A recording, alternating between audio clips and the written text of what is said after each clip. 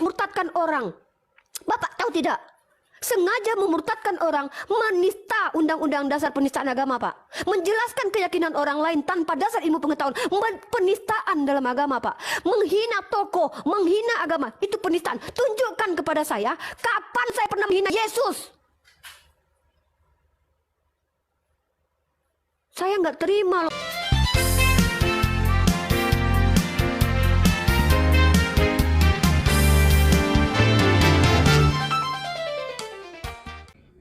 Hai, Shalom, salam damai sejahtera bagi kita semuanya. Kembali berjumpa dengan saya, Pastor Daud Timotius Nabobolon. Tentunya di channel God Ministry, channel kesayangan kita bersama. Iya, saya berdoa saudara-saudara semuanya sehat selalu dan diberkati oleh Tuhan ketika menyaksikan video ini. Dalam video ini kita akan bahas seorang apologet Islam yang bernama Uni Riva. Siapa yang tidak kenal dengan dia? Dia adalah seorang apologet yang terlihat cantik manis, tetapi siapa yang tahu isi dalam hatinya. Nah, terlihat dalam beberapa video singkat, baik di TikTok ataupun juga di Adshot, banyak sekali video-video dari apologet Islam ini beredar dan bisa didengarkan. Nah, kali ini kita akan bahas bahwa seperti kitab Amsal 10 ayat 18, demikian firman Tuhan, siapa menyembunyikan kebencian, dusta bibirnya, siapa mengumpat adalah orang bebal. Nah, saudaraku diberkati oleh Tuhan, jelas sekali apa yang dikatakan oleh kitab Amsal ini, bahwa orang bebal itu adalah orang yang tidak mau belajar menuju kepada kebaikan. Dan orang bebal itu tidak menerima kebenaran. Dan orang bebal itu sekalipun diajarkan atau diajari, dia tetap akan tidak bisa menerimanya. Itulah orang bebal. Nah, terlebih lagi Amsal ini berkata orang bebal ini menyembunyikan kebencian.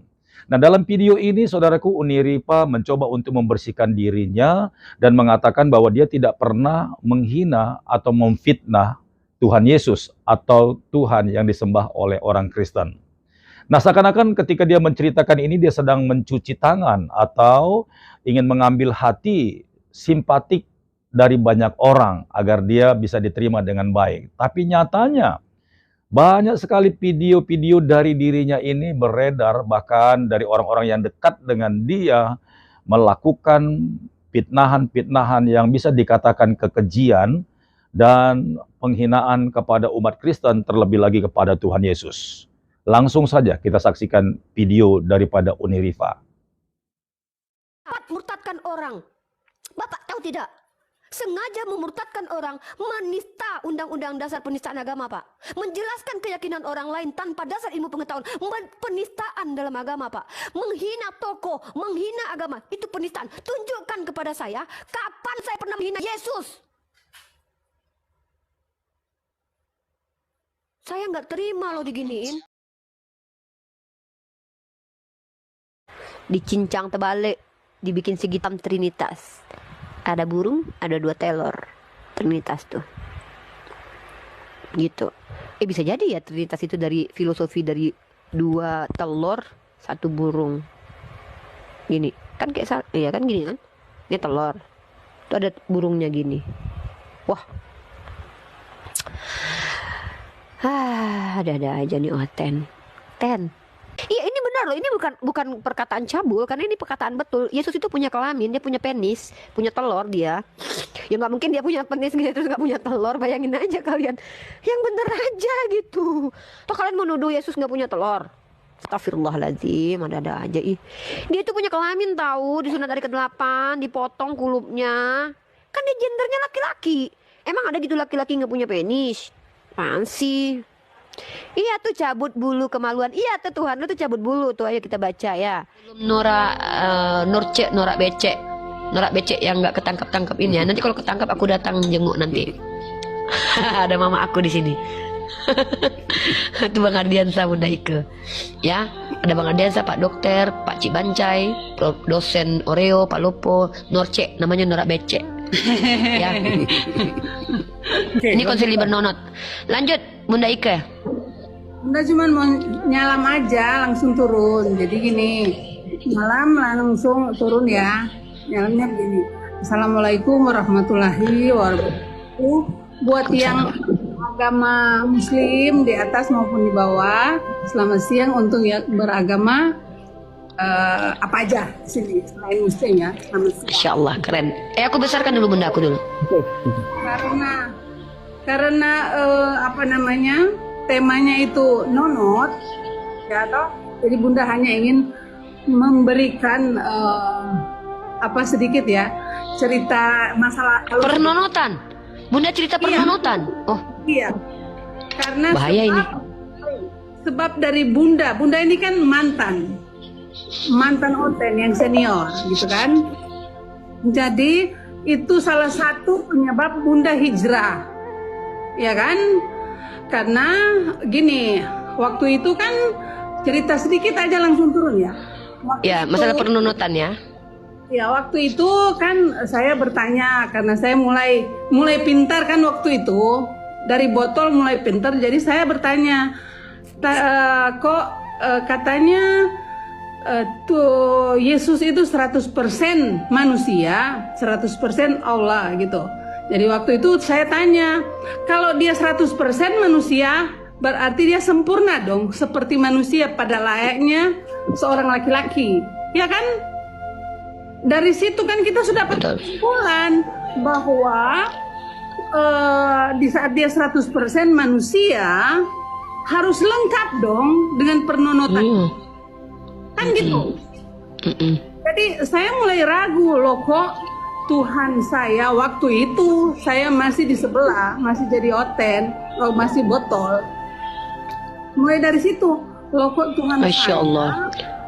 Manusia kan gitu. Karena yang namanya manusia ya lengkaplah dengan pernonotannya kalau 100% manusia. Itulah awal saya bertanya-tanya, akhirnya saya jadi pintar, saya belajar dan saya hijrah ke kebenaran. Oke? Bunda Ike, Bunda bentar, Bunda jangan turun. Artinya kisah hidup Bunda kita bikin buku ya, judulnya adalah Hikmah di Balik Nonot ya. Iya. Kita buat bukunya nanti ya Bun. Nonot membawaku kepada Islam. Dari pertanyaanku di saat mereka mengatakan bahwa dia 100% manusia, berarti harus lengkap 100%. Mantap. Pernonotannya. Masya Allah. Keren Bunda. Itu kan bahasa Inggris artinya tidak, bukan. Kalau kita bahas pernonotan. Teman-teman para percetakan nanti ya, insya Allah kalau seandainya sempat saya mau kisah Bunda Ike dibukukan, judulnya adalah Islamnya Aku Karena Nonot atau Nonot Pembawa Keselamatan. Iya. Nonot itu yang membuat aku hijrah. Nonot itu bagus karena dia yang membuat aku jadi hijrah. Judul Kelvin, apa judulnya Dek? Kelvin, apa judulnya kira-kira Dek? Kelvin, cobalah kasih tema teman-teman, tema di bawah, judul bukunya tentang Nonot dan kehijrahannya Bunda Ike. Silakan. Nonot Kudus jangan. Silakan teman-teman, apa kira-kira tema yang mau kita angkat untuk buku nanti Bunda Ike hijrahnya beliau? Nonot membawa hikmah, jangan. Enggak, bagus juga. Nonot membawa hikmah. Nonot pembawa keselamatan, oke, bagus, lumayan. Ana lagi menjemput hidayah. Nonot si gondrong katanya. Jangan Nonot si gondrong. Sebenarnya Jangan. Nonot pahlawanku. Nonot jalan yang lurus. Uni, aku mau bilang Uni, kenapa harus takut? Nonot pahlawan. Kenapa harus takut mengatakan gondrong? Kan memang benar ada di foto-foto gondrongnya. Iya betul. Gondrong. Memang gondrong Bunda. Apa yang kita takutkan? Kan gitu. Iya betul juga, ngapain takut ya, emang kenyataannya begitu. Masa ada yang bikin judulnya mereka semuanya gondrong kok. Bunda, masa judulnya di bawah itu Nonot Idolaku? Apalah itu? Nonot jalanku menuju hidayah. Nonot idola karena dia yang membuat aku hijrah. Ya toh? Masya Allah, keren ini. Mari kita angkat. Jadi konsili pernonotan itu bisa karena idola semua perempuan pasti. Iya.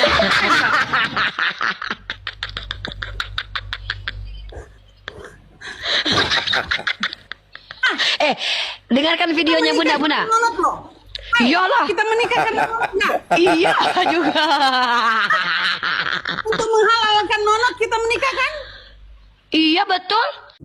Saya secara pribadi tetap akan mengasihi Uni Rifa, sekalipun apologet Islam ini telah menyakiti secara pribadi perasaan saya juga sebagai umat Kristen. Tetapi inilah yang namanya manusia. Terkadang manusia ini karena dia merasa tidak di dalam iman Kristen, dia merasa benar sendiri. Dan saya percaya saudara-saudara semuanya sepakat dengan saya bahwa Tuhan Yesus mengajarkan kita mengasihi dan mengampuni.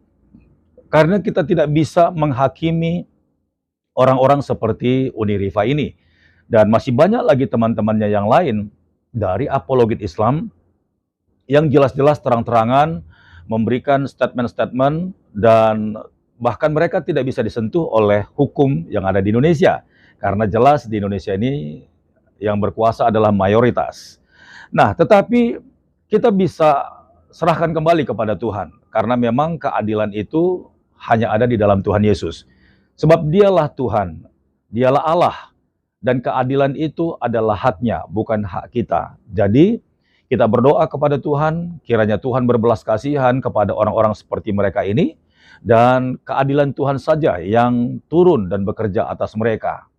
Kalau Rasul Paulus pernah mengumpat bahkan melakukan penganiayaan kepada orang-orang yang mengikut Kristus pada saat itu, dan Tuhan mengasihi Paulus dan membalikkan hatinya menjadi orang yang percaya serta dipakai Tuhan menjadi murid bahkan rasul yang militan serta bahkan sampai akhir hidupnya dia tetap setia dan tidak mundur sedikit pun dari imannya yang telah berubah kepada Tuhan Yesus.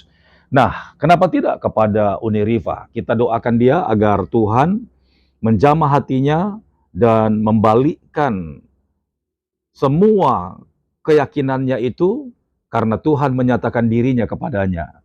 Selama ini keluar kata-kata atau fitnahan atau cacian kepada Tuhan Yesus seperti yang sudah kita dengar. Tapi namanya Tuhan Yesus itu adalah Allah yang penuh kasih. Darahnya telah tercurah bagi seluruh umat manusia. Dan siapa saja dari kalangan suku bangsa manapun, kalau dia berubah bahkan dijamah Tuhan dan kembali kepada Tuhan Yesus, maka dia menjadi milik Yesus. Darah Yesus itu berlaku bagi hidupnya dan Tuhan Yesus bersedia mengampuni dosa-dosanya. Jadi kita sebagai anak-anak Tuhan, kita tidak punya hak. Kita hanya bisa berdoa bagi mereka semuanya, agar mereka diampuni dan dijamah Tuhan.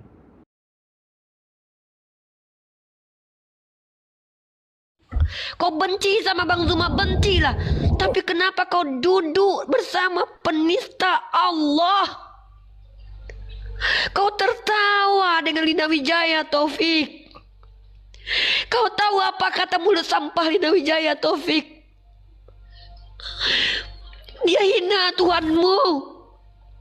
Kau bilang kau silaturahim.